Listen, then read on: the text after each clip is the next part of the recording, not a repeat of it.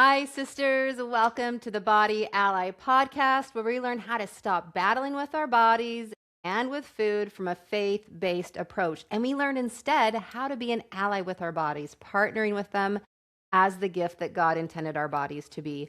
We're learning how to pursue our health goals, not in an effort to prove value, but as an act of love. And I'm your host, Kerrie Nygard.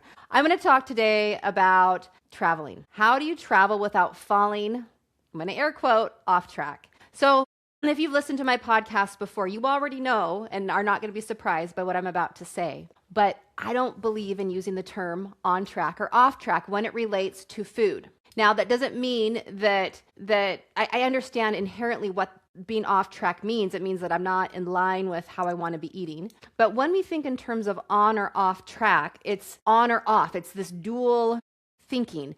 And this becomes problematic because if you're on or off, then this holds up this idea that I'm either doing the diet or I'm not doing the diet. And we don't want to think in terms of dieting anymore, because here's the thing is that you don't leave your body home. Your body's always with you. And so I don't want you to think in terms of that you're on or off with your body. This is a relationship. And you're not on or off. It's not like this is a romantic relationship that you mean on or off with, right? Like from a boyfriend from high school, right? No, your body's always with you and she's a gift. And so when you using the term off track isn't inherently wrong, but it tends to, the way we think in terms of diet culture, it tends to reaffirm these other ideas that we want to get away from. So I just got home from a trip, my very first European trip. We went in a family group, an adult trip to Norway, and we were there for 10 days. And if I travel, because I still have kids at home, it's usually not for 10 days, usually about a week tops. Okay. So this was a longer trip for me. And this trip was different than any other trip, not just because it was my first trip to Europe, but it was also my first trip where we were moving around so much. During those 10 days, we had gone to 4 different cities. And so we didn't have time to get established in a place and kind of get in a rhythm or in a routine, because we were always moving to a new area, new thing, right? And we couldn't really bring our food with us, not very much of it anyway, because we were packing on trains, and then we were on planes even within Norway. We were in cars. And so usually when I travel, I operate by a few different rules. Not rules, mindset tips, okay? Let's call it that. They're not rules. They're things that support me in being able to feel well while I'm on my trip, okay? When I'm on my trip, when I travel, I don't think of food as scarce. So when I'm in Norway, though I want to try Norwegian things, and I did try Norwegian foods, for the most part, I wasn't very impressed, by the way. However, their chocolate, which pretty sure was Swiss chocolate anyway, was really great, and their berries were amazing. And their pastries. We tried some of their breads. Their bread is a lot better than in the U.S. I will say that on average. But outside of that, it wasn't very exciting. There wasn't much that was very good. But regardless of where I'm traveling, and I really like Mexican food, but even when I'm in Mexico, and I've been there several times, I don't think in terms of this food is scarce. I have to get it in while I'm here. Because when we think something is scarce, it drives up our desire for that thing. Food is always food. There's some food that we enjoy more than other foods. But in this day and age, if you have the ability to listen to me, if you have the technology to be able to listen to me, you also have the resources to be able to order food, to pretty much anything is accessible to you at any point. To make foods, to access different types of foods, nothing's really scarce when it comes to food. So when you remove the scarcity around the food, you normalize this level of desire. Now, as I traveled, did I want to try different things? Yeah, for sure. I wanted to try different things. I wanted to try different kinds of chocolates. I wanted to try different, things around there. But I never once thought, I got to get this in. I can only get this here. Okay? It wasn't, oh, these pastries are amazing. We got to eat tons of them. That wasn't the case, right? I tried some pastries. I enjoyed some different things. But again, it's still just food. So nothing's scarce when it comes to food. And not only that, but our body, again, we don't leave our body at home. And so no matter where we're at, whether we're at home within our normal routine or even out and about, okay, or on holiday or vacation, we want to eat according to our hunger and fullness cues. So for the most part, not perfectly, not perfectionistically, but we want to be in connection with our body. Is our body hungry? Is she ready for a meal? Is she full? Is she ready to stop? We want to maintain that connection and that communication with our body. Okay, so no food is scarce. We maintain that connection with our body, listening to our body's hunger scales. hunger and fullness cues. And then I also talked about this other one already, is that we don't think in terms of, well, I'm on vacation, I'm off track, because then it's this idea of, I'm going to get it all in while I can. No, we want to feel well. We don't want to overeat and feel yucky. We want to feel well. So not only do we want to enjoy our foods when we eat it, but we also want to enjoy our food after the fact. Okay, so we want to eat to feel well, not to be a good girl. It's not like I'm going to eat good today, I'm going to be good today. No, we don't earn our goodness or our value with our food choices. That's weird. I know that in diet thinking, we're used to thinking in those terms, but it really is actually really weird. I've been good today, or this was a good day or a bad day. Based upon the food choices we make, that's really weird. Okay, only women who have dieted a lot think in those terms. Okay, so food choices do not equate being good or bad. And they do not equate the day being good or bad, though they can lead to us physically feeling good or bad. Okay, so it's not about being good or having a good day. It's about feeling well within our body and allowing our body to feel well. And then I also still think in terms of a framework. I have this framework that I teach within my program of women that I work with, these faith-based women who are overcoming diet mentality, who are reaching their health goals. I teach a framework within my FBF, or Freedom with Body and Food program. And the framework is 4 different points. The first one is protein. We want to make sure, where's my protein to anchor this meal? Is there veggies involved? We want to make sure there's veggies involved. And I go into more greater detail within my program, not in a weird rule type way. This isn't a diet. This is a framework for feeling well and for being satiated within our meals. And then is there a fat somewhere involved in there? And then a carbohydrate that's fiber filled that allows us to feel well. Is there a carbohydrate involved? When you have this 4-step framework, you can go anywhere and have not a perfect meal, but a B standard meal, a meal that's good enough. All right, so those are my tips for travel. Okay, food's not scarce, it's abundant no matter where you are. Okay, any foods that are available to you on a vacation are available to you at home. And I've gone on cruises, and I will tell you that even the foods on cruises, though there's things you may choose to enjoy, it doesn't mean that they're scarce at home, therefore we have to overindulge here. No, all the food's still available. Okay, you can go to the grocery store, it's full of baked goods, it's full of foods. No food is scarce. And we still want to listen to our hunger and fullness cues, maintain that relationship, that communication with our body. There's no on-track or off-track thinking, and then the 4-step or the 4-component fueling framework. Those are the things that I use to be able to feel well when I travel, and also to not think in terms of on or off track. Okay, like that I can feel well. I don't have to come home and feel like I have to, restrict and fix what was broken on vacation. Okay, we don't want to think in those terms anyway. All right, now let me level with you here a little bit. This has worked for me really well. I, however, had a whole different experience in Norway.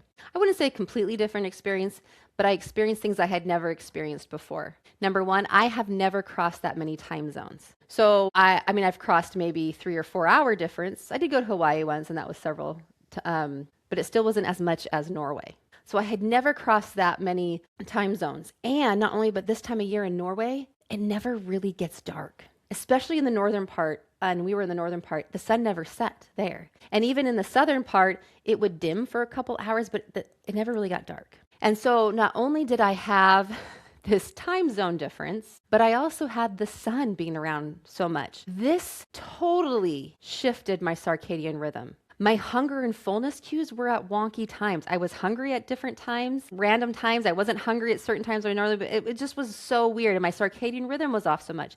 Not only that, but I already mentioned that we moved around from city to city so frequently. So I was never able to really get into any kind of flow or routine on this vacation because we moved around so much. Everything was changing all the time.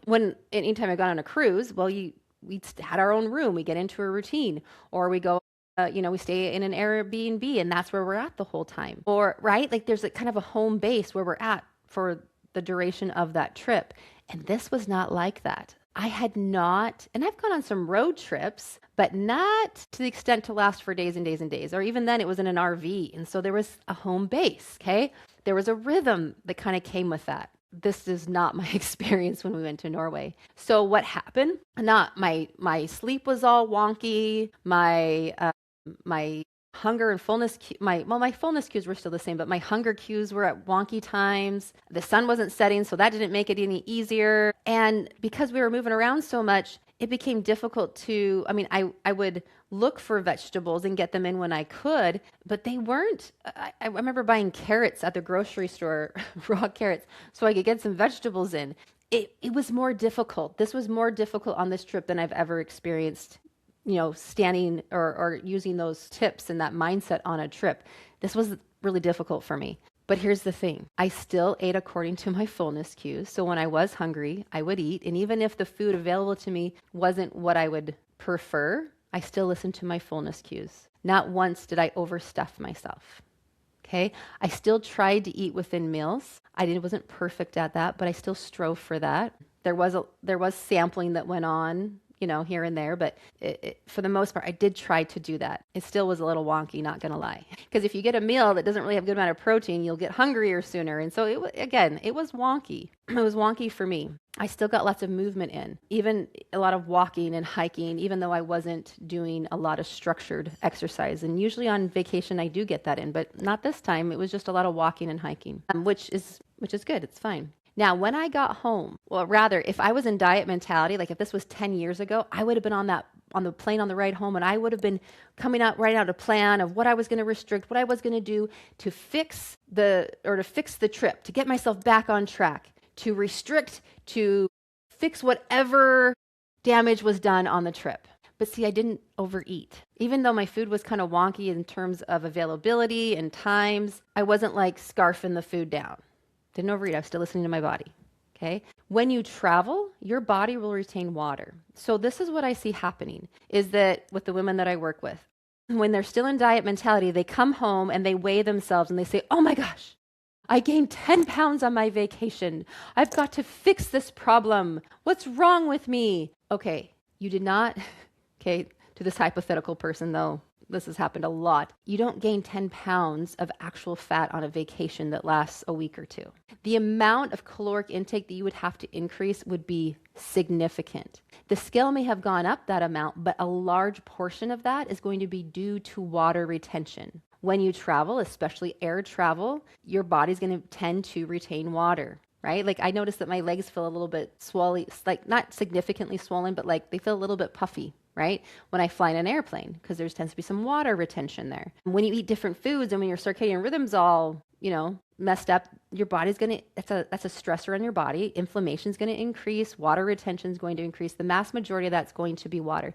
Though it's possible to gain some fat on your vacation, it's not going to be the whole significant amount that the scale is showing. So weighing yourself is triggering, and I don't recommend women always weigh themselves. Some women just need to put the scale away altogether, just depending on where you're at in your journey and what it does to your mindset. But what I recommend is don't weigh yourself right when you get home if that's triggering for you. Now, if that's not triggering for you, then fine. But if it's triggering for you, if it puts you in a tailspin, don't do it. Wait a little while. Allow the water retention to come down. Allow yourself to settle back into your normal routine. And after a week or two, it'll come back down. Not only will the water retention come down, but also any fat that you gained over a couple of weeks, if you just get back to normal routine, will come right off. This is nothing to be anxious about. Plus, even if a couple pounds did come on, it's nothing to lose your brain over. All it is stored energy on your body. And when you don't get in an emotional tailspin, it becomes so much easier to just move in the direction you desire to go, to move towards your health goal. It is just a health goal. It's not a point of desperation. When the scale goes up, you don't lose personal value. Okay? That's not a point of shame. In diet mentality, it tells us, oh, we're going in the wrong direction. Your life is not going in the wrong direction if the scale goes up a bit. Now, there are health goals, and for many of you listening to me, your health goals include weight loss or weight maintenance at a weight loss, and that's fine. I'm all for that. But let's not let weight loss be the indicator of if we feel of worth or not. Okay? So I noticed when I got home, I felt a little puffy, a little bloated, but within a day or two, oh my goodness, I was going pee so much. My body was just letting go of tons of water because I was drinking lots of water. I was resting. I was getting back into my circadian rhythm where I live, even though I live up in a northern state in Washington State. We have less darkness at this time of year, like maybe 6 hours of darkness, maybe 5-6 hours of darkness, but we have darkness. It actually gets dark. And so I'm resetting my circadian rhythm. I made sure I would get up and get out in the sun in the morning. and I would eat soon after waking. That helps set your circadian rhythm, and that's back to my normal foods that I enjoy eating, that support my body in feeling well, that support me in the health goals that I have. All right, and that's it. No losing our heads over it. All right, so I hope that you will this summer, when you go on your vacations and your trips and your holidays, you'll practice the 4 tips that are the 4 components or mindsets that I proposed at the beginning of this podcast. And when you come home, I hope that you won't go into restriction mode, that you'll just settle back down and support your body and settling back into your normal routine. And don't get on the scale right away if that's a triggering thing for you. Okay? There's no on or off track. Your body's always with you. She's communicating with you. Continue to listen to her whether you're at home or on vacation. All right, ladies, thank you so much. Check the show notes down below. I'm coming out, depending on when this podcast comes out, I'm coming out with new classes, new live classes, classes that are intimate, that will be not online on social media, but that will be in an intimate Zoom room with me. I'm so excited to set it up and get it going. The link will be down below if you'd like to come to one of my free trainings. And you can select, because I'll do them periodically, so you can select which one you want to come to. You can interact with me. It's going to be great. So I'm so excited to share that with you. More information will be coming on that. And remember, you were not put here on this earth to be constantly thinking about losing weight or what food you have or haven't eaten, but instead you were put here to live out God's plan for you. Thank you so much, ladies. We'll see you next time. Bye-bye.